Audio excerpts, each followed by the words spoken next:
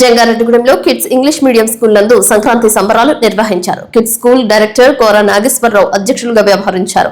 పాఠశాల ప్రిన్సిపల్ కోరా రేవతిరాణి జ్యోతి ప్రజ్వలన చేసి సంబరాలు ప్రారంభించారు. భోగి, సంక్రాంతి, కనుమ పండుగల ప్రాశస్తాన్ని శిరీష వివరించారు. సన్నివేశాలకు అనుగుణంగా నళిని, రమాదేవి రసరమ్యంగా వ్యాఖ్యాతలుగా వ్యవహరించారు. భోగి రోజు గోదా రంగనాథుల కళ్యాణంతో ప్రారంభమై భోగి మంటలు, గొబ్బెళ్లు, కోలాటంతో నటనలు, పాటలు మనోరజకంగా నిర్వహించారు. హరిదాసు సంక్రాంతి రోజున జరిగే పెట్టెల ద్వారా గంగిరెద్దులు, సోదెమ్మ తదితర వేషధారణలు ఆకర్షించాయి. కనుమ పండుగ రైతులకు ప్రాతినిధ్యంగా ఉంటుందని తెలిపారు.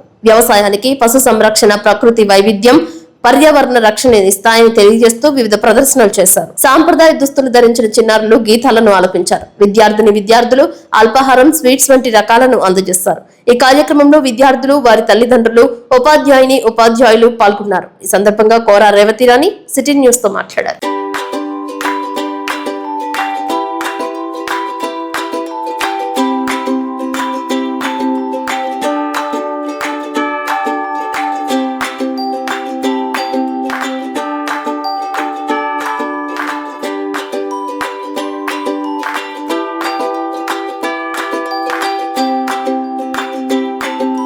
సంక్రాంతి అంటే మనందరికీ సుఖ సంతోషాలని, భోగభాగ్యాలని, సంతోషాలని తెచ్చేటువంటి పండుగ.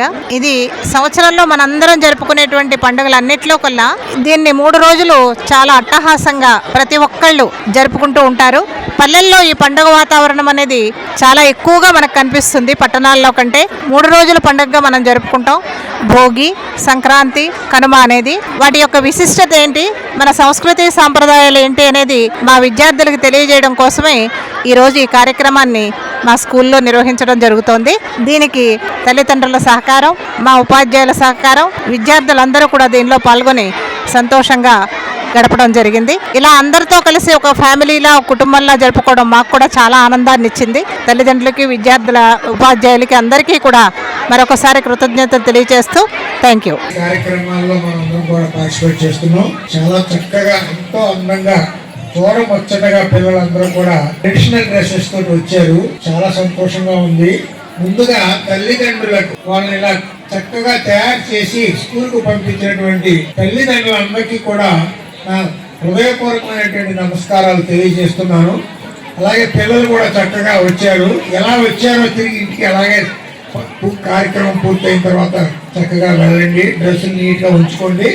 మీరందరూ కూడా ఈ రోజు మనం ఎట్లా అయితే ఇక్కడ సంక్రాంతి సంబరాలు జరుపుకుంటున్నామో, అసలు సంక్రాంతి రోజున అంటే 15వ తారీఖు, 14వ తారీఖు భోగిపళ్ళు పోయించుకోండి మీరు పెద్దలతో.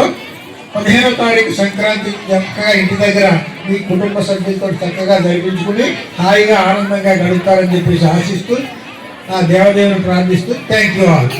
సోదర ఉపాధ్యాయులకి, విద్యార్థికి శుభాశీస్సులు. రాబోయే సంక్రాంతికి మళ్ళీ మనం కలుసుకునే అవకాశం ఆ రోజు మనకి ఎంతవరకు ఉంటుందో తెలియదు కనుక అందరికీ కూడా అడ్వాన్స్డ్గా ముందుగా సంక్రాంతి శుభాకాంక్షలు మన పాఠశాల సంస్థను తెలియజేస్తున్నాం.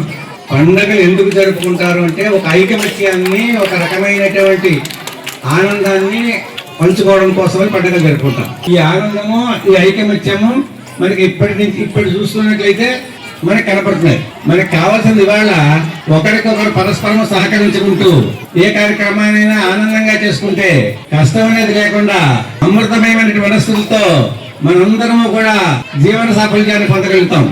దానికి నిదర్శనం ఇదే.